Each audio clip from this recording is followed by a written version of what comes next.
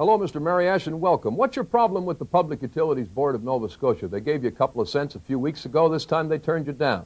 What's the matter? Well, Jim, we went back to the Public Utilities Board, not just for 2.1 cents more. That was our secondary reason. That was our entree, so to speak. What, in fact, we were doing was going back to the board with a very strong message that we were very concerned about what we see as an impasse. And we were terribly disappointed with the board. We're not surprised at all by the decision, but we're disappointed with the board because, in my view, in our view, the board has set itself up as the arbiter of gasoline prices in Nova Scotia. Well, why shouldn't it be, Mr. Mariash? Why shouldn't somebody take the public's position and say to the oil companies, you have to be reasonable about what you charge for gasoline and home heating oil? Well, you're the only province in the country that does that. Other provinces will allow the marketplace to set the prices for gasoline products or petroleum products. In this case, the Public Utilities Board is saying, we are the arbiter. We know best. For example, the board has said, all right, we'll set a just and reasonable price.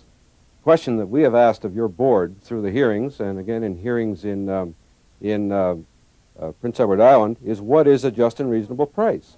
And nobody can define that. And yet here is your board saying, all right, we will tell you what a just and reasonable price is. Well, sir, your company has an opportunity to go before the board, as does the government and anybody from the public who wants to make a submission, and have their say. That sounds fair, doesn't it? Oh, sure, it's fair. That part of it. Well, what's the problem?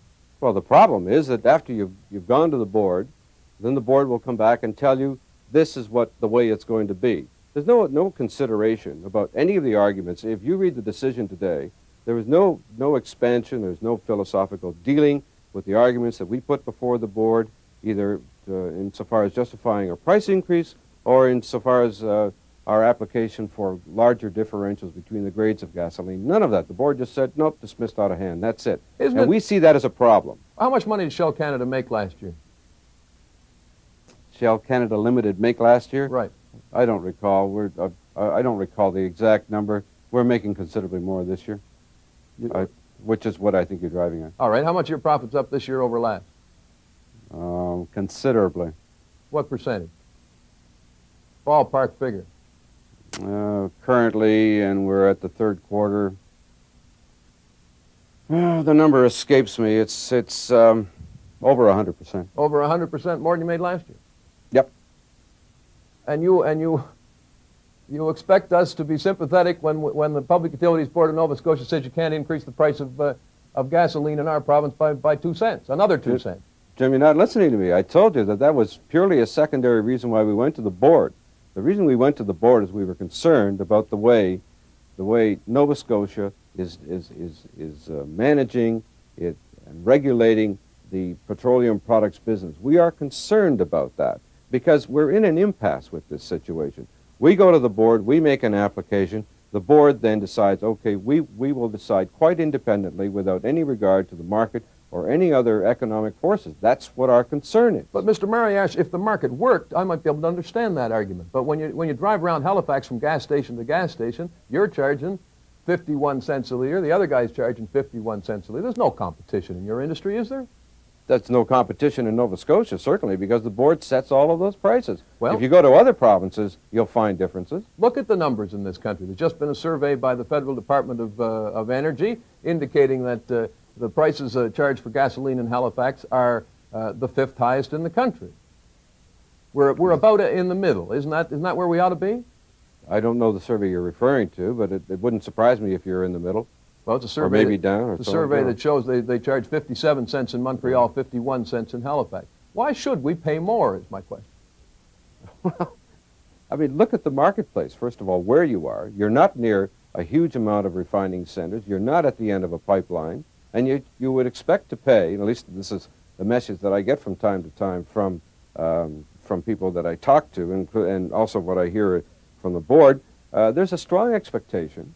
You talk to your politicians, there's a strong expectation that people in Halifax would like to pay prices that are being paid here in Toronto. Totally different markets. You know, I mean, do you expect to pay the same prices for oranges as you would in Florida? This is the same Give me a market. break. This is the same market, Mr. Mariash, in which your company and other Canadian oil companies were found to have been gouging the public over a period of a year and a half, and prices were rolled back as a result. Oh, no, wait a minute. Prices were rolled back. You say we were gouging. I don't say that at all. So, I mean, that's purely your claim, not mine. How can And I don't buy it, by the way. as an oil man, how can you expect Canadians to be anything but cynical about your business and the prices that your business requires us to pay to heat our houses and drive our cars? Well, look.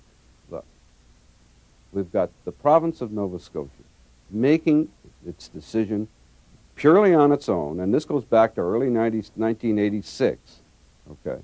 You've got Nova Scotia deciding it's going to run petroleum product prices. How does that make us look? You don't regulate any other competitive industry in Nova Scotia except the petroleum products. What is the public going to think? Secondly, you've got prices bouncing up and down.